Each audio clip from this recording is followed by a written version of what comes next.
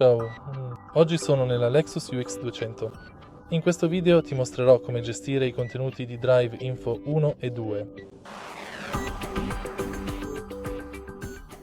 All'inizio dai un'occhiata al quadro strumenti e naviga al suo interno usando questo pannello sul volante. Ora vai su Impostazioni e scorri verso il basso finché non vedi Drive Info 1 e Drive Info 2. Entra e ora seleziona la voce da modificare.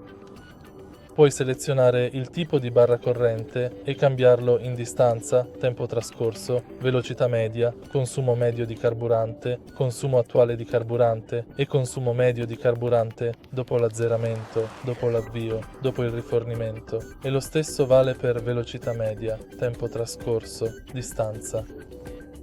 Se hai trovato utile il video, lascia un like, un commento e iscriviti al canale.